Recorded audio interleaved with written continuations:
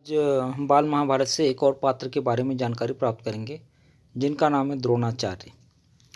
आचार्य द्रोण महर्षि भारद्वाज के पुत्र थे।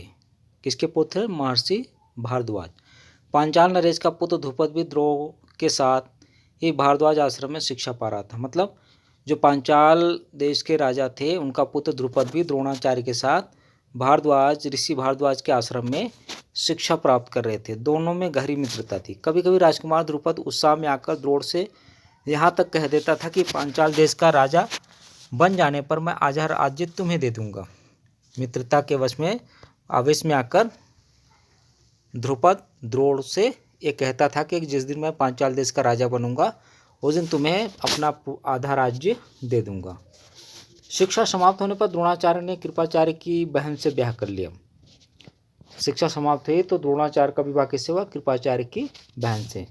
उससे उनके एक पुत्र हुआ जिनका नाम अश्वत्थामा था। द्रोण अपनी पत्नी और अपने पुत्र से बहुत प्रेम करते थे। काफ़ी गहरा लगाव था उनका। द्रोण बड़े गरीब थे। वह चाहते थे कि धन प्राप्त किया जाए और अपनी पत्नी और पुत्र के साथ सुख से रहा जाए।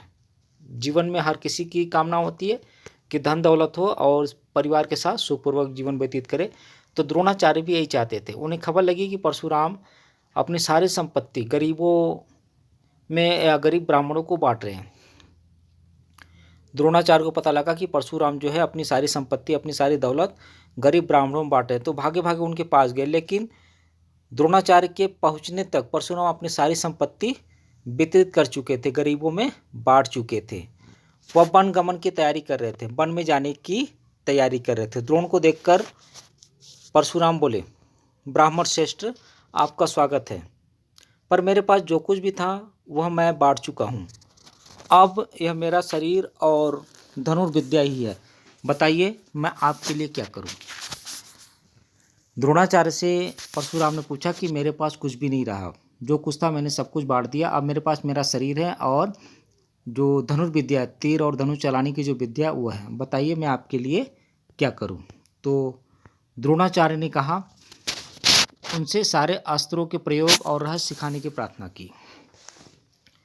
तो द्रोणाचार्य ने परशुराम से क्या कहा कि आपके पास जो भी अस्त्र और शस्त्र की विद्या है वो सब मुझे सिखा दीजिए। परशुराम ने प्रार्थना स्वीकार कर ली और द्रोण को धनुर्विद्या की पूरी शिक्षा दी। तीर और धनुष चलाने की जो संपूर्ण शिक्षा होती है परशुराम ने द्रोणाचार्य को दी। कुछ समय बाद द्रुपद के पिता का देहावसान हो गया।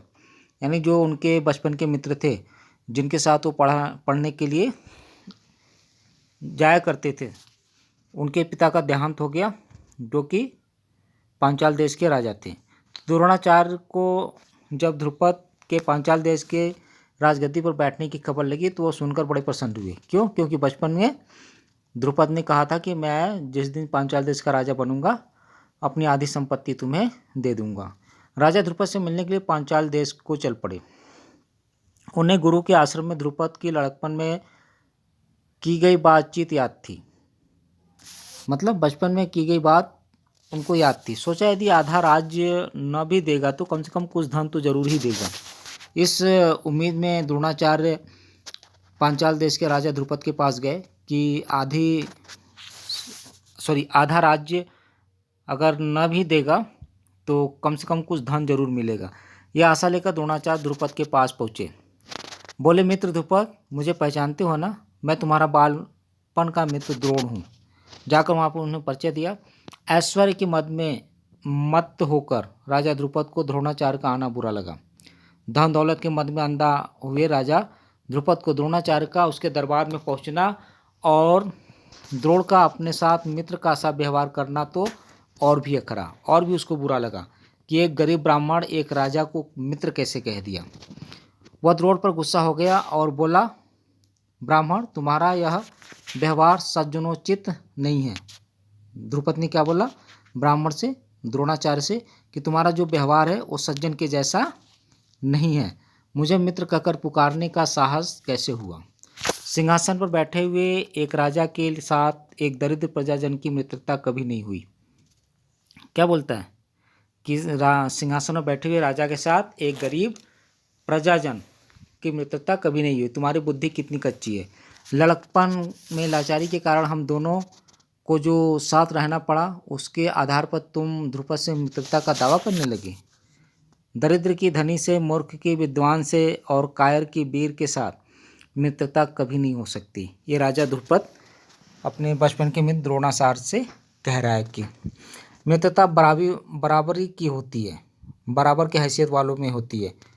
जो किसी राज्य का स्वामी न हो वह राजा का मित्र कभी नहीं हो सकता। मतलब ध्रुपद के अनुसार अगर उससे कोई दोस्ती करना चाहे तो उसको पहले किसी देश का राजा होना चाहिए। ध्रुपद की इन कठोर गर्वोक्तियों को सुनकर द्रोणाचार्य बड़े लज्जित हुए। ध्रुपद के द्वारा जो कठोर गर्व से, जो गर्व में, यानी आप कह सकते हैं सीधे सीधे कि ध्रुपद की जो द्रोणाचार्य के प्रति जो व्यवहार था, घमंड से भरे हुए जो कथन को सुनकर द्रोणाचार्य बड़े लज्जित हुए और उन्हें क्रोध भी आया। उन्होंने निश्चय किया कि मैं इस अभिमानी राजा को सबक सिखाऊंगा। क्या निश्चय किया द्रोणाचार्य ने कि इस अभिमानी, इस घमंडी राजा को मैं सबक सिखाऊंगा और बचपन में जो मित्रता की बात हुई थी उससे पूरा करके चैन लूँगा। वह हस्तिनापुर पहुँचे। वहाँ अपनी पत्नी के भाई कृपाचार्य के यहाँ गुप्त रूप से रहने लगे और एक रोज़ हस्तिनापुर के राजकुमार नगर के बाहर, हस्तिनापुर के राजकुमार यानी पांडव और कौरव गेंद खेल रहे थे और इतने में उनकी गेंद एक कुएं में जा गिरी। युधिष्ठिर उसको निकालने का प्रयास करने लगे तो उनकी अंगूठी भी कुएं में गिर गई। सभी राजकुमार कुएं में चारों ओर झाँक झाँक कर देखने लगे पर उसे निकालने का उपाय उनको नहीं सूझता था। एक कृष्णवर्ण मतलब सांवले रंग के ब्राह्मण मुस्कुराता हुआ यह सब चुपचाप देख रहा था। राजकुमारों को उसका पता नहीं था। कौरव पांडव क्या कर रहे थे, कुएं में चारों तरफ झाँक कर देख रहे थे कि किस तरह से गेंद और अंगूठी निकाली जाए। और वो जो सांवले रंग का ब्राह्मण था यानी द्रोणाचार्य, वो देखकर उनको मुस्कुरा रहे थे और इस बात की खबर राजकुमारों को नहीं थी। राजकुमारों को अचरज में डालता हुआ वो बोला, राजकुमारों बोलो, मैं गेंद निकाल दूं तो मुझे क्या दोगे। उस ब्राह्मण ने क्या कहा कि राजकुमारों, अगर मैं गेंद निकाल दूं कुएं से तो मुझे क्या दोगे। ब्राह्मण श्रेष्ठ, आप गेंद निकाल देंगे तो कृपाचार्य के घर आपकी बढ़िया दावत करेंगे। क्या बताया, कृपाचार्य के घर आपकी बढ़िया दावत करेंगे, आपको खाने पर निमंत्रित करेंगे, अच्छे से आपकी सेवा सत्कार करेंगे। युधिष्ठिर ने हंसते हुए कहा। तब द्रोणाचार्य ने पास में पड़ी हुई सीख उठा ली और उसे पानी में फेंक दिया। सीख गेंद को ऐसे जाकर लगी जैसे तीर और फिर इस तरह लगातार कई सीखे वे कुएं में डालते गए। सीख मानी जो एक तरह से आप कह सकते हैं जैसे जिस तरह से तीर होता है, नहीं, आगे उसका नुकीला होता है, पीछे बिल्कुल पतला सा डंडे जैसा होता है, ठीक वैसे ही पतले पतले डंडे यानी सीके उठाए और कुएं में डाला। सीख कुएं में डालते गेंद से जाकर वो चिपक गई। इसी तरह से कई सीके एक लगातार उन्होंने डाले, एक के ऊपर चिपकती गई। इस तरह से उन्होंने गेंद को निकाल दिया और यह करतब देखकर सभी राजकुमार जो थे आश्चर्यचकित रह गए। उन्होंने ब्राह्मण से विनती की कि युधिष्ठिर की अंगूठी भी निकाल दीजिए। सभी राजकुमारों ने मिलकर ब्राह्मण से क्या अनुरोध किया कि युधिष्ठिर की जो अंगूठी गिरी है कुएं में उसको भी निकाल दीजिए। द्रोण ने तुरंत धनुष चढ़ाया और कुएं में तीर मारा। पल भर में बाण अंगूठी को अपनी नोक में लिए हुए ऊपर आ गया। उन्होंने तीर मारकर अंगूठी भी निकाल दी। द्रोणाचार्य ने अंगूठी युधिष्ठिर को दे दी। यह चमत्कार देखकर राजकुमारों को और भी ज़्यादा आश्चर्य हुआ कि उस गहरे कुएं से किस तरह से उन्होंने गेंद निकाली और उसके साथ साथ तीर से ही युधिष्ठिर की अंगूठी को भी निकाल दिया। उन्होंने द्रोण के आगे झुककर आदरपूर्वक प्रणाम किया, हाथ जोड़ कर पूछा, महाराज हमारा प्रणाम स्वीकार कीजिए और हमें अपना परिचय दीजिए। सभी राजकुमारों ने उस कृष्ण वर्ण के जो ब्राह्मण थे यानी सांवले रंग के ब्राह्मण यानी गुरु जो द्रोणाचार्य थे उनके सामने झुककर प्रणाम किया और कहा कि हमारा प्रणाम स्वीकार कीजिए और अपना परिचय दीजिए, आप कौन हैं, हम आपकी क्या सेवा कर सकते हैं, हमें आज्ञा दीजिए। ठीक है, इस तरह से कहा कि हम आपकी क्या सेवा कर सकते हैं, आप हमें आज्ञा दे दिए, हुक्म दीजिए। द्रोण ने कहा, राजकुमारों, यह सारी घटना सुनाकर भीष्म पितामह से ही मेरा परिचय प्राप्त कर लेना। तो द्रोणाचार्य ने क्या कहा कि आप पितामह दादा भीष्म से ये सारी घटना बताकर मेरा परिचय उनसे प्राप्त कर लेना। राजकुमारों ने जाकर भीष्म पितामह को सारी बात सुना दी। तो भीष्म ताड़ गए, उन्होंने अनुमान लगा लिया। तुरंत उनके दिमाग में आया कि हो न हो वे सुप्रसिद्ध आचार्य द्रोण ही होंगे। भीष्म पितामह ने अनुमान लगा लिया तुरंत। यह सोचकर उन्होंने निश्चय किया कि अब राजकुमारों की अस्त्र विद्या यानी अस्त्र शिक्षा द्रोणाचार्य के हाथों ही पूरी कराई जाए। बड़े सम्मान से उन्होंने द्रोण का स्वागत किया और राजकुमारों को आदेश दिया कि वे द्रोण से ही धनुर्विद्या सीखा करें। भीष्म पितामह ने द्रोणाचार्य का बड़े ही अच्छे से स्वागत किया और जितने भी राजकुमार थे, कौरव और पांडव थे, उनको आदेश दिया कि गुरु द्रोणाचार्य से वो धनुर्विद्या सीखें। कुछ समय बाद जब राजकुमारों की शिक्षा पूरी हो गई तो द्रोणाचार्य ने उनसे गुरु दक्षिणा के रूप में पांचाल राज द्रुपद को कैद करके लाने के लिए कहा। पांचाल देश के राजा द्रुपद, जो उनके बचपन के मित्र थे, जो बड़े ही गर्व में आकर, घमंड में आकर द्रोणाचार्य का अपने राज दरबार में अपमान किया था, तो उनकी आज्ञा अनुसार पहले दुर्योधन और कर्ण द्रुपद के राज्य पर धावा बोल दिया। पर पराक्रमी द्रुपद ने आगे, जो पराक्रमी द्रुपद था बहुत ही बलशाली था, द्रुपद के आगे वो ठहर नहीं सके, मतलब हार कर वापस आ गए। तब गुरु द्रोणाचार्य ने अर्जुन को भेजा। अर्जुन ने पांचाल राज की सेना को तहस नहस कर दिया।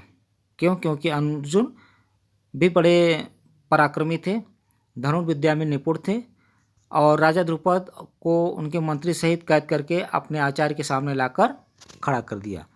द्रोणाचार्य ने मुस्कुराते हुए द्रुपद से कहा, हे वीर, डरो नहीं, किसी प्रकार की विपत्ति की आशंका न करो। द्रोणाचार्य ने द्रुपद से क्या कहा कि डरने की कोई बात नहीं है, आपके ऊपर कोई विपत्ति मुसीबत नहीं आएगी, किसी भी विपत्ति की आशंका में मत रहो। लड़कपन में तुम्हारी हमारी मित्रता थी, मतलब बचपन में तुम और हम मित्र थे, साथ साथ खेले कूदे उठे बैठे। बाद में तुम राजा बन गए तो ऐश्वर्य के मद में आकर तुम मुझे भूल गए और मेरा अपमान किया। वो बचपन की सारी बातें याद दिला रहे हैं। और उसके साथ साथ जब राजा बनने के बाद द्रोणाचार्य गए थे द्रुपद के पास और मित्र कहकर पुकारा था, तो किस तरह से द्रुपद ने उनका अपमान किया था, वो सारी बातें उनको याद दिला रहे। तुमने कहा था कि राजा ही राजा के साथ मित्रता कर सकता है, इसी कारण मुझे युद्ध करके तुम्हारा राज्य छीनना पड़ा। द्रोणाचार्य ने द्रुपद से क्या कहा कि तुमने कहा था कि एक राजा ही राजा का मित्र हो सकता है, इसलिए युद्ध करके तुम्हारा राज्य छीनना पड़ा, परंतु मैं तुम्हारे साथ मित्रता ही करना चाहता हूँ, मैं तुम्हारे साथ सिर्फ दोस्ती करना चाहता हूँ, इसलिए आधा राज्य तुम्हें वापस लौटा देता हूँ। क्या किया द्रोणाचार्य ने? द्रुपद को आधा राज्य लौटा दिया, क्योंकि मेरा मित्र बनने के लिए भी तो तुम्हें राज्य चाहिए। द्रुपद के कथनानुसार अगर उससे दोस्ती करनी है तो दोनों को राजा होना चाहिए, तो इसलिए द्रोणाचार्य ने आधा राज्य वापस दिया, क्योंकि वह उनसे मित्रता करना चाहते थे। मित्रता बराबरी की हैसियत वालों में ही हो सकती है। द्रुपद के राजा बनने पर जब द्रोणाचार्य गए थे तो उन्होंने ये बात कही थी, वही बात द्रोणाचार्य द्रुपद को बतला रहे हैं कि मित्रता तो बराबर की हैसियत वालों में ही हो सकती है, बराबरी वालों में ही हो सकती है। द्रोणाचार्य ने इसे अपने अपमान का काफ़ी बदला समझा। उन्होंने द्रुपद को बड़े सम्मान के साथ विदा किया। अपने अपमान का बदला लेने के बाद क्या किया, एक मित्र की भांति उन्होंने बड़े इज्जत और सम्मान के साथ उनको आधा राज्य देकर विदा कर दिया और कहा कि जाइए, आपका आधा राज्य पर आपका अधिकार है। इस प्रकार राजा द्रुपद का गर्व चूर हो गया, उसका घमंड चूर हो गया, लेकिन बदले से घृणा दूर नहीं हुई। उसके हृदय में बदले की भावना नहीं मिटी। किसी के अभिमान को ठेस लगने पर जो पीड़ा होती है उसे सहन करना बहुत ही मुश्किल होता है। तो इस तरह से द्रोण से बदला लेने की भावना द्रुपद के जीवन का लक्ष्य बन गया।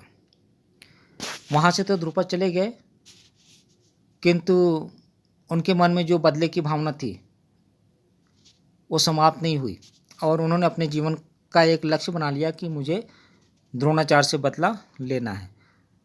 उसने कई कठोर व्रत और तप इस कामना से किए कि उसे एक ऐसा पुत्र हो जो द्रोण को मार सके। उन्होंने काफ़ी तपस्या की, काफ़ी पूजा पाठ की, काफ़ी मन्नतें मांगी कि एक ऐसा पुत्र हो जो द्रोणाचार्य को मार सके। साथ ही एक ऐसी कन्या हो जो अर्जुन को ब्याही जा सके। मतलब एक पुत्र मांगा और एक पुत्री। पुत्र वो जो द्रोणाचार्य को मार दे और पुत्री वो जो अर्जुन के साथ ब्याह कर सके। आखिर उसकी कामना पूरी हुई। उसके धृष्टद्युम्न नामक एक पुत्र हुआ और द्रौपदी नाम की एक कन्या। आगे चलकर कुरुक्षेत्र की रणभूमि में अजेय, मतलब जिसको कभी जीता ना जा सके, द्रोणाचार्य इसी धृष्टद्युम्न के हाथों मारे गए और द्रौपदी का विवाह पांडवों के साथ हुआ। तो इस तरह से राजा द्रुपद ने जो प्रतिज्ञा की थी, जो बदले की भावना लेकर उसको अपने जीवन का एक लक्ष्य बना लिया था, किस तरह से उन्होंने अपने लक्ष्य को पूरा किया। तो इस पाठ के माध्यम से हमने जाना द्रोणाचार्य के बारे में। ठीक है बच्चों, और हम अगले वीडियो में देखेंगे लाख का घर, पाठ नंबर 10 लाख का घर, इस के बारे में हम जानकारी प्राप्त करेंगे। ठीक है बच्चों, धन्यवाद।